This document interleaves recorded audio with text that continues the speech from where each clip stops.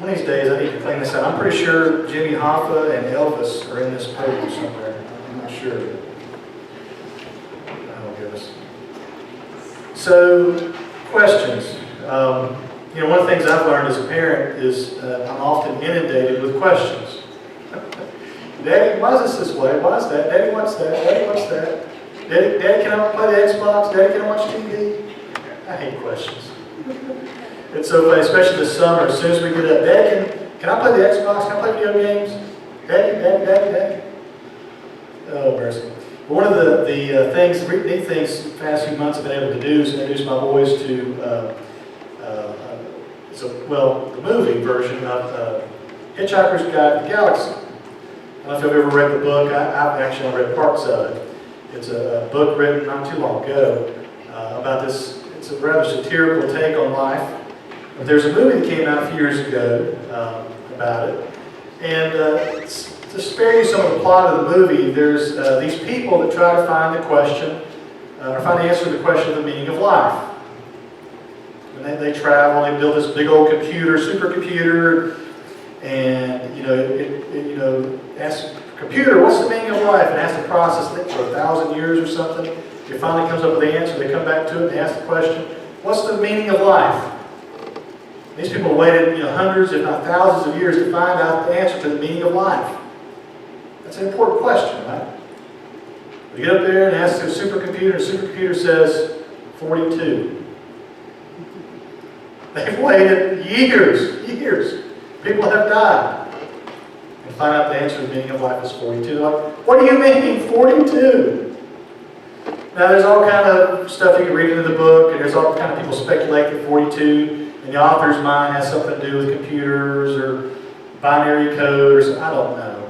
I do know this though, that for me, when I saw the movie and read that part of the book, it reminded me that sometimes we ask the wrong questions, don't we? Sometimes questions don't always appear to be what they are on the surface. There's something different under the surface of questions a lot of times. So we find in the text today in Exodus chapter 4 that Moses is asked a really good question by God. And it seems like a really weird question. I've read this passage, a ton of times, and I've never noticed really this question that Moses is asked of by God. What's in your hand? And we'll talk about that today. So, and I'll actually end up posing the question to you, what's in your hand? Okay? We'll play that together here in just a moment. But let's look at this passage today. Let's look at verse 1. I've got the English Standard Version that I'll be reading from today. And I'm going to read the passage, and we'll come back to each verse, and we'll pick apart a little bit. Then Moses answered, but behold, they will not believe me or listen to my voice. Now the background is, getting into this passage, the background is Moses is just at the burning bush. He's still there. God's still telling him to go out to go to Pharaoh and say, let my people go, the whole thing. So they're still at this scene at the burning bush. Then Moses answered, but behold, they will not believe me or listen to my voice, for they will say, the Lord did not appear to you. The Lord said to him, what is in your hand? He said, a staff. And he said, throw it on the ground. So he threw it on the ground. And it became a serpent. And Moses ran from it. But the Lord said to Moses, put out your hand and catch it by the tail. So he put out his hand and caught it. And it became a staff in his hand. That they would believe that the Lord their God, the God of their fathers, the God of Abraham, and God of Isaac, the God of Jacob, has appeared to you. Okay? So let's back up a little bit and look at these verses. So we got this situation. Again, Moses is at the burning bush. God's still trying to convince him that he needs to go to his people, the Hebrews, and say, hey, it's time to go. Go to Pharaoh and say, let my people go. So that's the scene. Now notice back in chapter 3 we have at least two questions that Moses poses of God. Questions of doubt. Questions of I can't do this type questions. Verse 11 of chapter 3, he says, who am I to go to Pharaoh? Who am I? I'm just some sheep herder currently at the moment. Who am I to go? The second question pops up in verse 14. What am I to say? I don't know what to say to Pharaoh about this. Let my people go. He's not going to listen to me. What am I to say? And of course, in this passage, we find in verse 1, they're not going to believe me. They're not going to believe me. You see, when God came to Moses to ask him to do something, to commission him to do his work, Moses was filled with self-doubt and questions. I can't do it. And as we talked about last week, there's all kinds of excuses, just named 3 of them here, that Moses used to tell God, I can't do it. Maybe I'm not good enough. Maybe it's too big an insurmountable task. Now the question, the objection we find in verse 1 of chapter 4, they will not believe me, seems pretty legitimate. Think about it. I go back to these Hebrews, they're not going to believe me. Why are they not going to believe me? Well, first off, think about who Moses was and where he was raised. If you go back in earlier chapters of Exodus, he was raised by Pharaoh's daughter. He wasn't raised necessarily amongst the Hebrews as he should have been. He wasn't necessarily considered a Hebrew child. He's not really one of them culturally, fit in sociologically with them. He's an outsider. Why would they listen to an outsider? Why would they listen to somebody who was raised with the enemies? Why would they listen to him? And the second objection is, they're not going to believe him probably because he's a murderer. Back in chapter 2 of Exodus, verse 12, which reminds us that Moses saw an Egyptian beating 2 Hebrew laborers, and he killed that taskmaster. Buried him in the sand so hopefully nobody would find him. Moses was a man on the land. He was a murderer. Why would the people, the Hebrew children, or even Pharaoh, listen to a murderer, a criminal? Why? Why they don't believe him? His credibility was 0. You all have heard the story of the boy who cried wolf? You all have heard that, haven't you? I often accuse my children of being the boys who cried wolf. They'll say something, no. One of these days, one of these days you're going to cry wolf. One of these days you're going to say something's wrong, or this is not right, and it's going to be actually wrong or actually something going on, and nobody's going to believe you. The little boy who cried wolf finally found a wolf, and guess what? Nobody believed him. Nobody's going to believe Moses if he goes back because he's a murderer, because he was raised in Pharaoh's house. Pharaoh's not going to believe him because who is he to have standing? He's left Pharaoh's house. Moses has got a legitimate excuse. A really legitimate excuse. Nobody's going to believe me. Nobody's going to listen to me. But God still calls him. You see, a lot of times in life we get stuck in the situations of life. We get stuck in the mire, the muck of life, the nitty-gritty dirt details of life. We get stuck there. We may have legitimate excuses, legitimate complaints, legitimate things going on that should probably cripple us and take us out. God still wants us to press on. God still does. Let's look at verse 2. What does God do? He asks the question, what is that in your hand? What is that in your hand? And it's a play on words in the Hebrew. It's the what is that? Mazeh. What is this? What mazeh? Versus the word for staff, matah. So it's play on words there. So God asks the question, what's in your hand? Now hold on, God. Hold on a second, God. You're asking Moses to go to Pharaoh to say, let my people go, to take the Hebrews out of slavery bondage in Egypt. And you ask, and Moses is expressing his self-doubt, and I can't do this. You're asking, what's in his hand? What's in his hand? Are you crazy, God? What do you mean, what's in his hand? What's Moses going to do with a stick? A walking stick? What's he going to do with it? Is he going to go up to Pharaoh and just bash him side the head and take the Israelites out of there? You don't think the armies are going to stop him? What's that in your hand? There's a few things going on here. A few things under the surface. First off, a staff is a symbol of one's identity back in the ancient years, especially amongst these shepherds. Their staffs are almost like their driver's license, their passports. It told people who they were, a little bit about them. Sometimes you have carvings or what have you, or drawings to say something about that person. So it said a little bit about Moses. In other words, God's asking a question, who are you? Who are you? Well, you're a child of God. What's in your hand? Who are you? When you get mired in the muck of life, the nitty-gritty dirt details, the stresses of life, who are you? If you're a Christian, you're a child of the King. You've got unlimited power resources through God, the Holy Spirit. Power that we can draw on. We should just get mired down in, oh God, I can't do this. Oh God, they're not going to believe me. Who am I? What am I to do? You got God on your side. You got God on your side. What is this in your hand? It's a staff. It's a staff. It's a staff. Goes on to the next verse, verse 3. It says, throw it on the ground. God says this. I love how the Hebrew the English text kind of veils. It says he. Essentially, you've got God saying something and Moses responding. It says, throw it on the ground. So throw it on the ground. It became a serpent. You see, it wasn't just some staff that Moses had. It was something that God could use for his own purpose. Moses wasn't just some runaway, murderer, some son of a slave. Moses was somebody that God could use. Think about people in the Old Testament, even the New Testament. What about Peter? He was just a fisherman.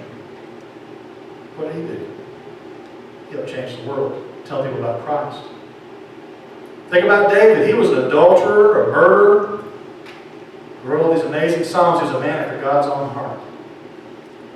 Think of all the potential that we don't see in ourselves and the things around us that God could use for amazing things. God turned this rod into a serpent.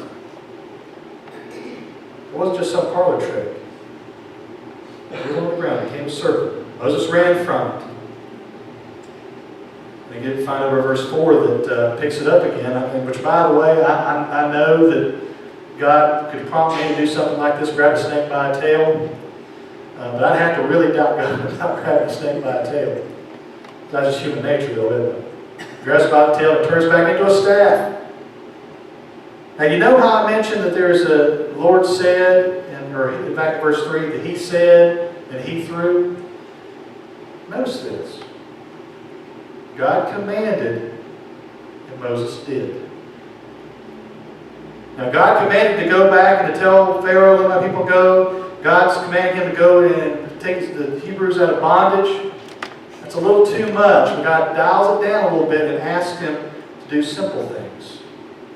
It's an issue of establishing trust. Moses throws the staff down because in some way he has trust in God to do what he's supposed to do. God did what's best. Moses did it because he trusted God. That's a little perspective we need, don't we? We may get a nudging from the Holy Spirit, tell us to do something, to say something, to go somewhere, to do this, not to do this. And we may think it's the craziest thing in the world. But if God commands it, he wants us to trust him. One of my favorite movies that's come out in the last 20 years is the movie Evan Almighty. I love that movie. It's a comedy. It's so funny. For me, it reminds me of perspective of the story of Noah. Imagine how crazy people must have thought Noah was to build this big old boat and they had never seen rain. Well, Evan Almighty is set in the suburbs of D.C. And this congressman, lumber starts showing up to his yard one day down the suburbs of D.C. Then animals start showing up. And God, who is Morgan Freeman in the movie, which if I get to heaven and God doesn't sound like Morgan Freeman, I'm going to be upset. But this stuff starts showing up, and God comes to him and says, Evan, I want you to build an ark. And this congressman in modern day is like, you're crazy. So this guy, he starts building this ark, and all his neighbors, the congressman, he pretty much gets blackballed in Congress and pushed aside, and people are thinking he's crazy. God's not going to send a flood again. What? But at the end of the movie, Evan is vindicated. Because a dam breaks and a big flooding in this valley in the mountains of Virginia happens, and it pushes this ark and all the people on it to the steps of the Capitol building. And of course, it's a movie, but again, it draws you to perspective, but you got to trust God. It may seem crazy at the moment. Life may be down the dumps, everything may be going wrong, but if God says it, we need to do it. We need to trust Him. To trust Him.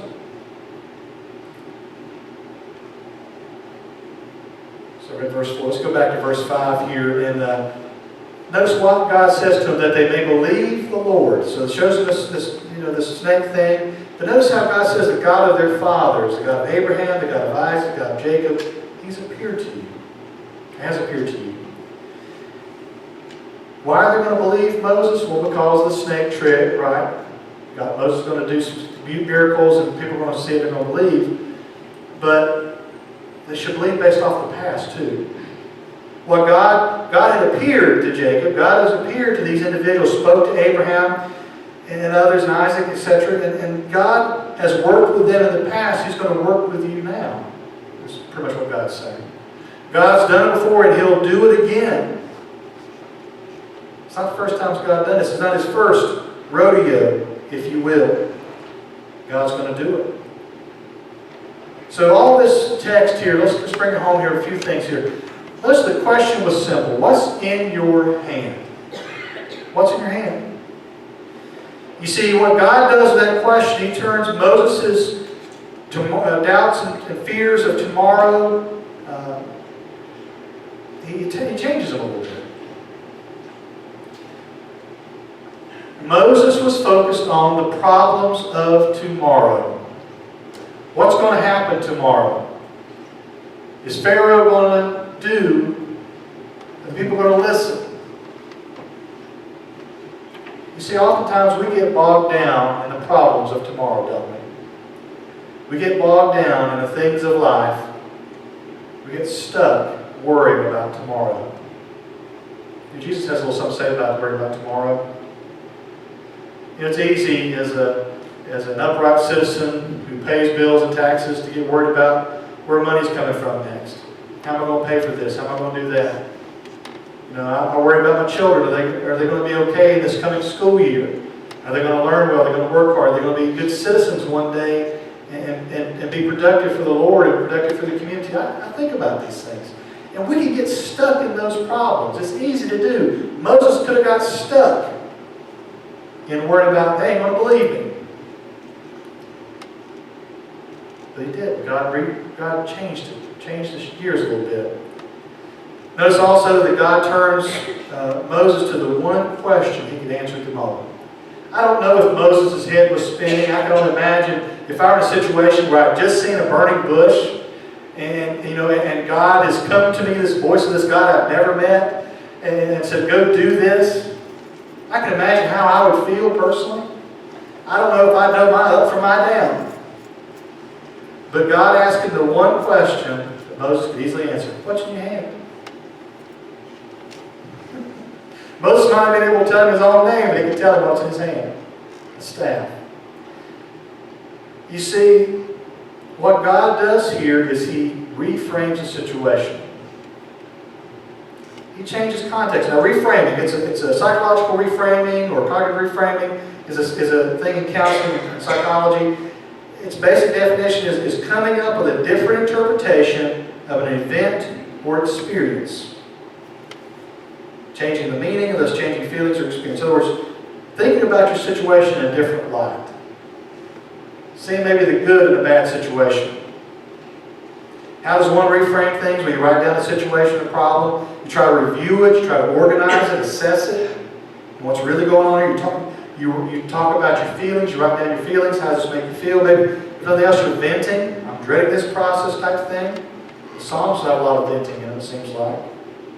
You create alternative thoughts or ideas. Well, maybe this thing isn't how I view it now, maybe something different there. And you list alternatives of evidence of thoughts and feelings. I'll give you some examples of reframing. I can't believe I was diagnosed with X. Well, instead of getting stuck in that, you may think, I'm going to use this diagnosis to live my best life with what time I've got. Or I want to beat this. Thinking things in a different light. Thinking of the positives, changing things. Another example, I'll never recover from this financial mess. Reframe that into, I can do something small every day to help my financial situation. I can take it one step at a time. Instead of getting bogged down in the big problem, one step at a time. Why did I embarrass myself like that? Might be another thing. Well, reframe that into, this will be a funny story for later. And you can ask my wife about a funny story of what happened to me on a Disney transport bus. I'm always going to give you the details from the pulpit, especially since I'm on camera, and this will be on YouTube, and everybody will see it. But I passed out one time on a Disney transport bus going from one of the parks back to the resort. Got a bunch of high school kids who are on spring or an MLK break. The bus is slap full. I mean, I'm standing and everybody's around me. I blacked out for a few seconds, and I followed. Luckily, it's packed enough a bus, people caught me. There's a few other details in there, things I might want to share with you. I may have lost the contents of the stomach or something like that. But anyway, Chandler made a point. She's like, those kids, those high school kids, they'll be telling stories of their 20th anniversary, or 20th reunion for the high school, about that guy that passed out on the Disney bus. You can think about the bad, or you can think about the good, right? Reframing things. And if you want the details, she'll tell you later outside the church, okay? And the fish may have been this big, but it'll be this big by the time she finishes telling you, right? But we need to think about our situation. God reframes the situation for Moses. It's not all doom and gloom like you think it is, Moses. It's something different. You may not see it right now at the moment. As God can see the whole picture. You can't. That applies to every one of us, doesn't it? Well, I've got this issue with my back, or I've got this issue with my checkbook, or I've got this issue with my job, or I've got this issue with my kids, I've got this issue. It's easy to get stuck in those things, isn't it? But God sees the whole picture. God knows there's more to the story. Maybe He's asking you, what's in your hands? What's in your hands? But notice also that this question wasn't just simple. It was just that's a strange question. Why ask Moses what was in his hand? Did God, an almighty, all-powerful God, all-knowing God, not know what was in Moses' hand? You see, God already knows our situation even before we pray to Him about what we need or what's going on. God knows. I think sometimes us praying is just us realizing that we need it. God already knows this stuff. God knows. You see, a lot of times the prayer is not necessarily just about God, but it's more so about us. Those prayers of confession, a lot of times we need it more than God does. Those pleas for help, we need to say it sometimes more than God needs to hear it. It's more so about us. This question wasn't necessarily about God not being able to see what was in Moses' hand. It was about Moses and reframing the situation. You see, though God knew the staff was more than a stick, He said this question to Moses. It was strange because God knew this was more than a stick. Look at Exodus chapter 14. The Red Sea. What does Moses do with the staff? Parts of the Red Sea. I see in my head Charlton Heston. Big old bushy hair and beard, and hold the staff up. What does God do or Moses do with the staff in Exodus chapter 17? Moses strikes the rock and water comes from it. And this is a staff that turned into a snake. You see, our current situation isn't always what we think it is. Sometimes things are a little bit more. But God knows. God knows. Kind of like the question over in Genesis chapter 4, the oddness of this question, what's in your hand? Well, God asked the question of Cain in Genesis chapter 4, where's your brother Abel? You ever thought about Cain and Abel? Why does God ask Cain, where's your brother? God knew what happened. Again, the question was more for Cain than was God. God knew the answer. Where God asked the question of Adam, and over in Genesis chapter 3, verse 9, after the temptation, God asked the question of Adam, says, where are you? God knew where Adam was. God knew what happened. It was more so for Adam than it was for God. What's in your hand? What's in your hand? This is a strange question. Just like the question, the meaning of life, and the answer being 42, what's in your hand? A staff. But so much did God do through this question. He reframed Moses' situation. making Moses maybe realize what was going on a little bit differently, seeing things in a different light. And the question wasn't necessarily so much for God's benefit, but it was for Moses' benefit. Put things in perspective. Maybe we all have a situation in our life. All of y'all got problems, I know. And I hear about some of them. In fact, if I don't hear about it, I'd like to hear about it. Nothing else, if you need to vent, call me, talk to me. Catch me, pull me to the side. I'll listen. Sometimes just get it off your chest is good enough. Sometimes just praying to God and get it off your chest that way helps too. But every now and then we get stuck in those moments in life. Those valleys of the shadow of death. Those nitty-gritty dirt details of life where things aren't necessarily as clean and as perfect as we want it to be. We get stuck there. We get mired. We get loaded with self-doubt and fears and trepidation. And we just think, I can't do this. Who am I? They're not going to believe me. Same things Moses went through. But God needs to ask you the question, what's in your hand? What's a different way to look at this? What's a different way to think about it? What's going on?